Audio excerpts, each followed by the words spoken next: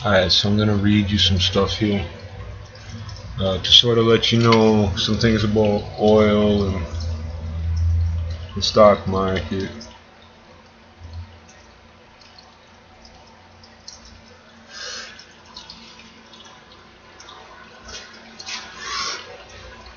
These are things you can find on YouTube. I'm just gonna read it to you so I can put in my 2 cents. Let's see here. Alright, so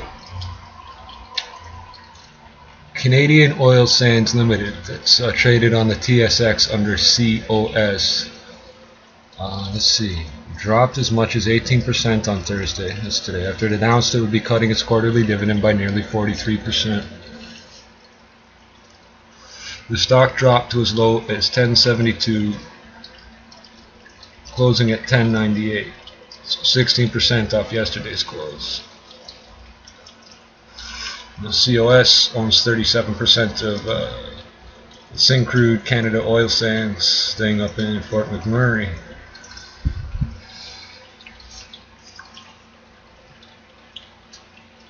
But doesn't own much else. So we can see here, this is a quote.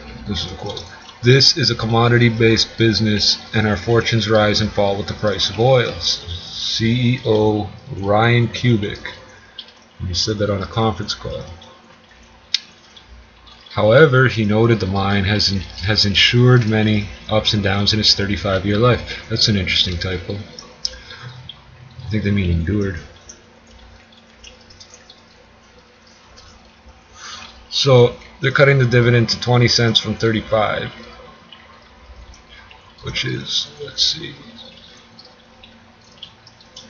so it's like going from $1.75 to $1. It's like going from $175 to $100. All right, so 75, it's 37.5% or something. What did it say? I think it said it up here.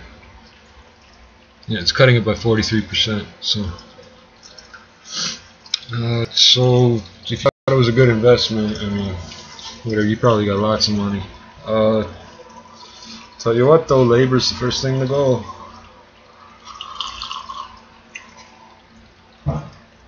First thing to cut. This mine, they've made no technological advancements at all. When they tell you that, it's got nothing to do with why it's able to make money. It makes money because the price is above.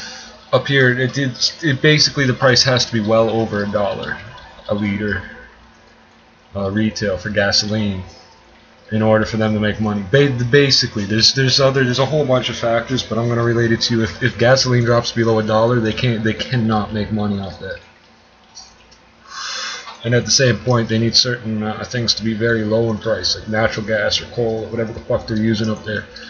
There's no technological advancement. They knew how to get the oil out of there a long time ago, but there was concerns about the quality, the purity and shit. And there's concerns about, there was always concerns about environmental impact. There's concerns about how much you have to put in to get out. You're putting a gallon of oil to get out a gallon and a quarter of oil. You're an idiot. You're a fucking moron. You're not going to see this change anytime soon. This has to do with how the Saudis have been dropping their prices because they can. That's not just going to hurt these guys. It's going to fuck with a lot of people. And good for them. You know what I mean? So you can't just treat that money. See, what we call money, our trees and our animals and everything is money. This is my money. And you'll notice I have here 1, 2, 3, 4, 5, 6, 7, plus that one makes 8 of them because I keep cutting them up and making more and more money. I'm making oxygen that I could bottle. Alright, so they owe here, I'm gonna finish another quote. I'm gonna give you another. Okay, so I'm gonna tell you US oil prices are at 66.81 US a barrel. Canadian Oil Sands is expecting the price to average 75 a barrel in 2015. It's not going to. We appreciate that a dividend reduction is not welcome news, but I suspect this isn't a complete surprise to the market given our current yield of just over 10% on the current dividend. That's Chief Financial Officer Rob Dawson, CFO. By taking action now, we protect the long-term value for our shareholders and afford ourselves the flexibility to deliver future dividends reflective of the full commodity price cycle. That's a lot of gobbledygook. I mean, you heard what I said. But it's basically gobbledygook. Now,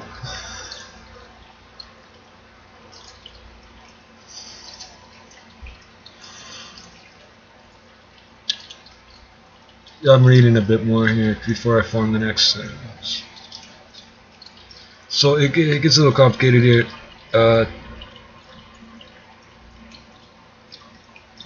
So they're going to produce around 100 million barrels throughout the year. Forgive me, that's a planned output for 2015, which is supposedly 6% higher than this year's estimated output. Capital expenditures should be around $500 million, down from about $1 billion. The drop comes as major spending on improved mining equipment wraps up at Syncrude. So there goes your capital expenditures for all you big equipment suppliers and you guys that maintain that equipment and hook it up and shit. It's going to be a lot of job losses. So they're expecting to make about 95 million barrels this year and about 95 million this year and 100 million barrels next year.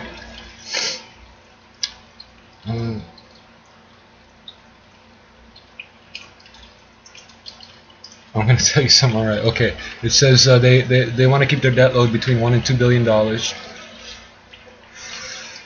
And if they had not cut the dividend, they would have gone past the $2 billion mark. So their dividends are being paid from the same accounts that everything else is. That's debt. And I'm going to read you something here. Now this is Kubik again. That's the CEO, Ryan Kubik. We know that the Syncrude operation has the potential to run at much higher rates, and there's significant value to be realized in achieving that objective, he said. It's on this conference call.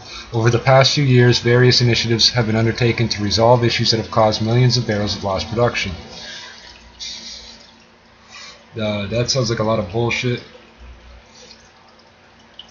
But the part here, we know that it has the potential to run at a higher rate, and there's significant value to be realized in achieving that objective. So if they achieve that objective, speeding up the process of scooping out the sand, they will realize, what they mean by realize is the money would be paid. Like if let's say you do some work, when you get the check and put it in the bank, you've realized it. Now you could say when the money clears is when you've realized it, but whatever. As soon as you've got the money, that's when it's been realized. So when they say significant value, they're misusing the term value, because what they're talking about is simply making the same amount of money faster. They're selling something that is of a limited nature and has a lot of problems. There's a lot of problems with that development. You guys can look up all the things that's wrong with it. They owe $1 billion to $2 billion. They don't want to owe more than $2 billion. 100 million barrels. So the math I'm going to do for you here isn't necessarily reflective, right? But 100 million barrels, they're trying to make what, $20 a barrel profit, and they're expecting it to come in at $75 a barrel. We'll see if it does or not. Average. Bear in mind, the average price isn't the same thing as the average price they're going to realize, because they're going to be selling at different times than the peak price times. Friggin' so they have to keep their expenditures below $55 a barrel, right? They're paying that. They're paying something like that. Because they're not doing things in any sort of technologically advanced way. They're just burning all sorts of oil to get more oil. They want to put in nuclear plants to make the electricity to heat up the ground to get the oil out. That's retarded, Hemp plastic is really incredible. Let's see if you can see that. And plastic cigarette rolling machines, it says. So I'm kind of backlit right now, but whatever.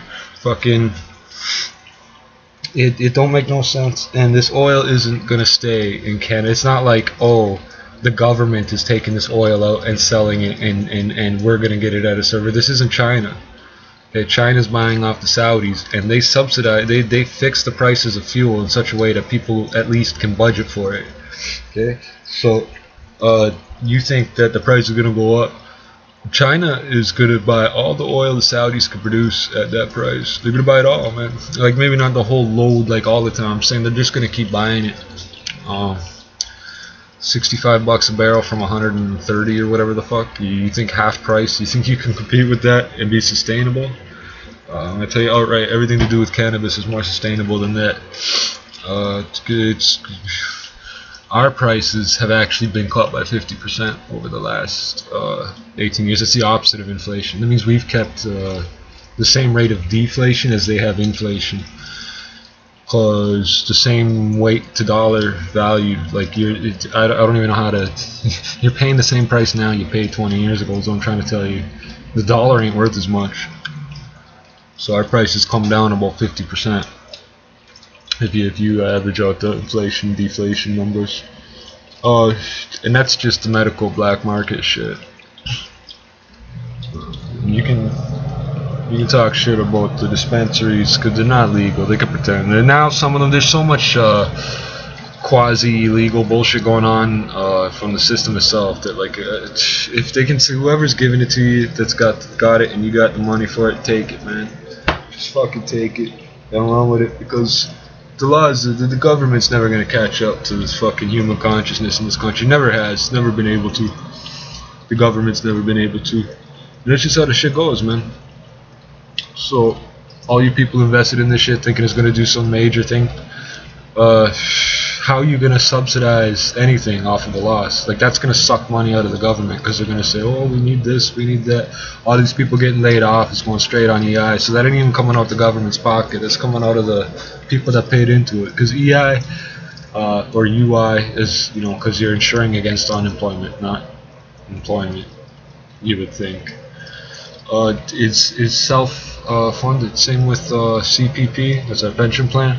Self-funded. So you see a lot of people taking extended leaves, unemployment, maternity leaves, fucking, there's a whole bunch of different leaves you can take. There's disability benefits in various provinces. There's federal CPP disability benefits. There's guys that were real close to retiring, there's guys past retiring that are going to retire. You're like pipe fitters, steam fitters.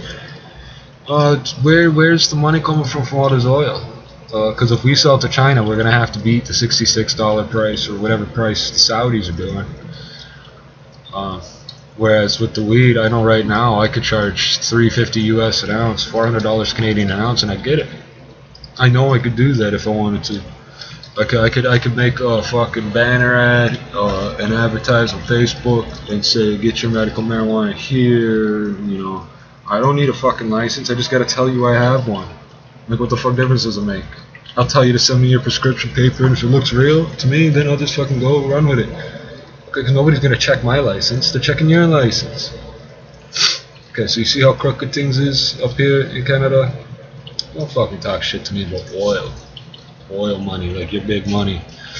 No, the big things that's what, yo, the only reason the people even sell rock up here is because that's what sells. Like our national business is cannabis, straight goods.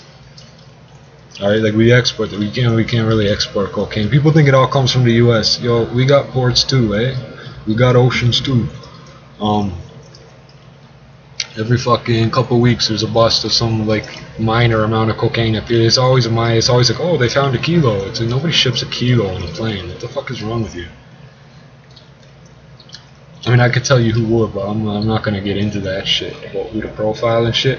But there's ways to do things. But you know, it's not like that's like just enough to keep the government going, oh yeah, we caught it. And the news people go, oh, we caught it. Like, it's a joke. Fuck your oil money. I told USWN and these other companies, you know, I told you I'm gunning for you. And I just hit you where the fucking shit hurt, man. I've been talking to the Iranians and the Saudis a long time about what's going on. Told them to make their money, they did.